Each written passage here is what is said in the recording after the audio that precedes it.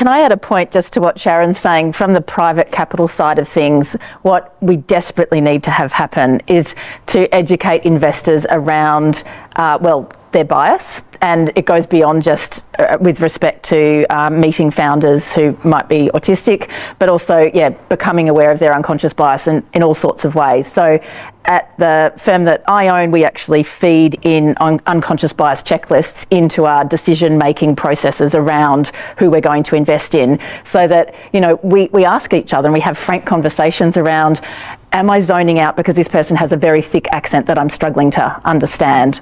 Or is this person highly performative and charming and I've been completely seduced by them and actually the business is not good enough?